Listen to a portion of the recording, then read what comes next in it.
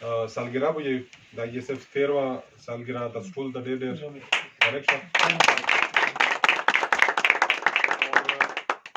د آی اس اف بنیاد چونکې خان صاحب خپله کېښلی و او د هغه هم د آی اس اف بیکګراؤنډ هم عام تاسو ته پته دی چې د آی اس اف جوړېدو بیکګراؤنډ څه وجه وه چې آی اس اف جوړ شوی و، نو هغه هم تاسو ټول خبر یو چې خان صاحب چې کله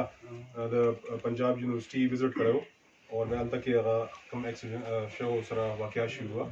نو هغه نه بعد بیا پارټي او خان صاحب دا سوچ وکړو چې داسې د موم ینګسټر پکار دی چې هغه په یونیورسټیو کې په کالجونو کې هغه ریپرزینټ کړي، پارټي ریپرزینټ کړي. نو بیا هغه ځای نه د آی اس اف بنیاد کېښودل شو. او آی اس اف واحد تنظیم دی چې هغه ډایرکټلی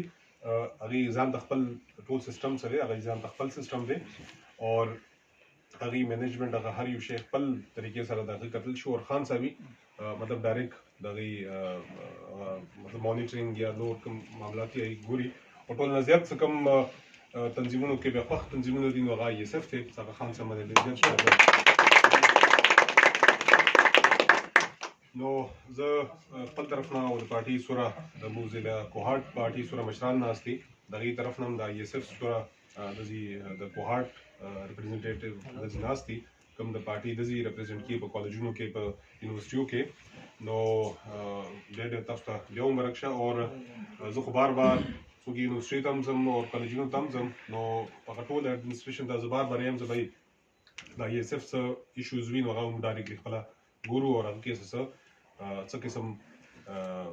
هغه رانشي مطلب ایډمنسټریشن طرف نه ورکې څه ایشوز راغلی او مطلب ما ته خپل د سټوډنټ ما ته داسې کمپلینټ وکړو چې یاره ایډمنسټریشن موږ سره اغړې وغړې کېږي، نو ما یې بیا به تاسو خفه کېږو نه. نو هغه تاسو ګواه یو چې په کسټ کې څومره هم داسې واقعات راغلي نو موږ ورکې خپله انټرونشن وکړو، خپل دا کیپ شو یا فریدي صاحب چې شو ناست دي، نو